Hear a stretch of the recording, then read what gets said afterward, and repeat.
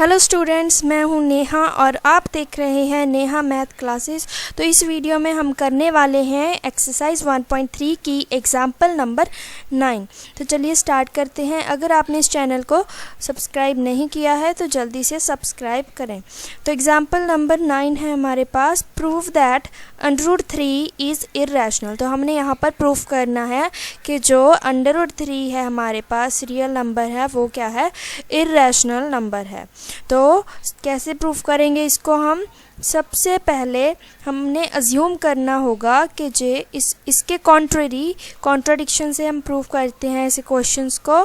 तो सबसे पहले हम अज्यूम करेंगे कि जो √3 है वो रैशनल है। हमने प्रूफ करना था इर्रेशनल, लेकिन हम ऑपोजिट कॉन्ट्रेरी अज्यूम करेंगे कि ये रैशनल है।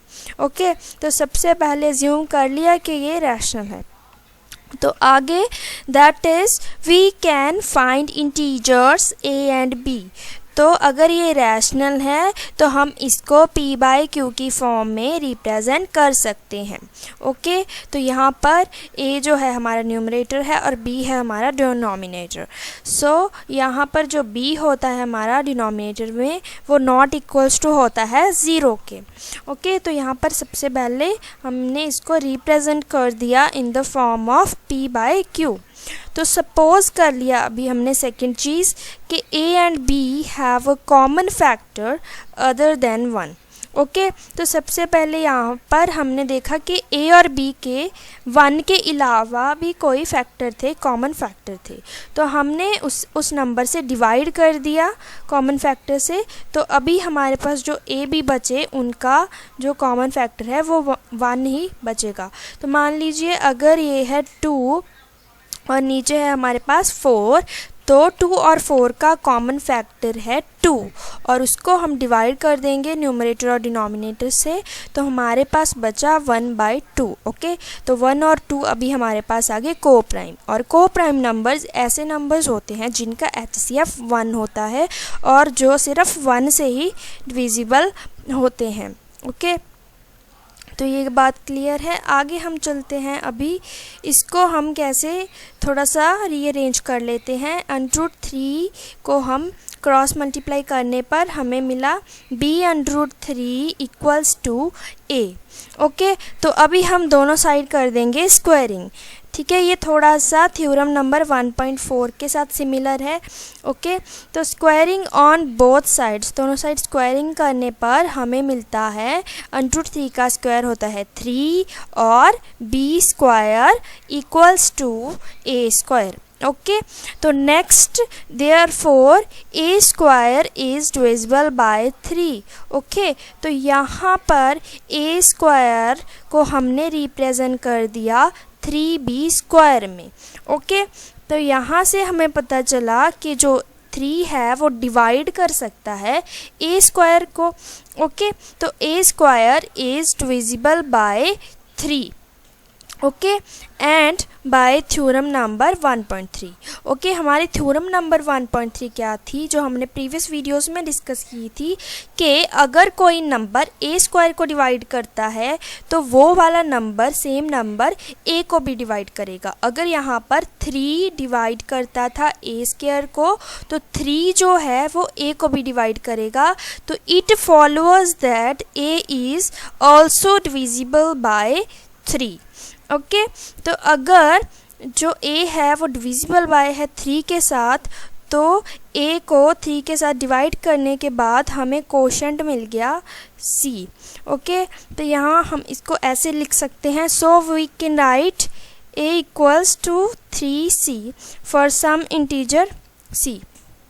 ओके, तो यहाँ पर हमारी जो a की वैल्यू थी a is equals to 3c, उसको पुट कर देना है हमने पहली वाली कंडीशन में, इस वाली कंडीशन में 3b² is equals to a²।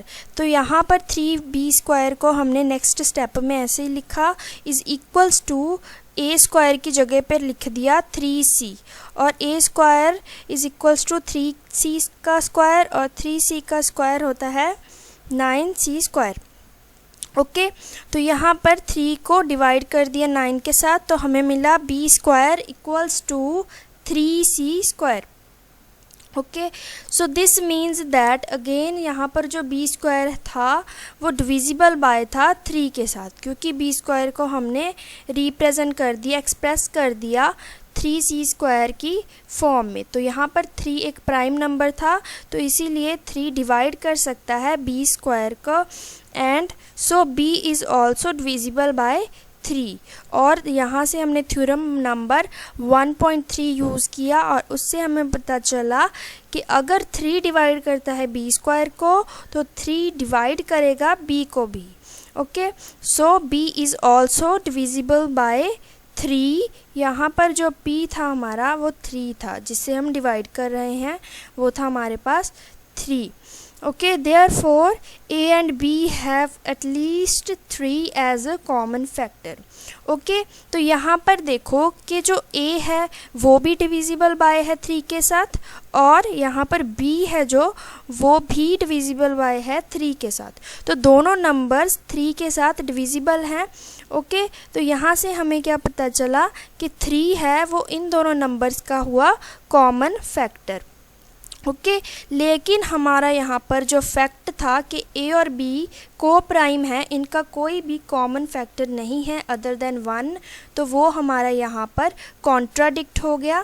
तो इसीलिए हम लिखेंगे but this contradicts the fact that a and b are coprime. Coprime means जिसका कोई भी फैक्टर नहीं होता अदर देन 1। लेकिन जब हमने इसको सॉल्व किया तो हमें इन दोनों का कॉमन फैक्टर मिला 3, लेकिन यहाँ पर हमारा फैक्ट कॉन्ट्राडिक्ट हो गया।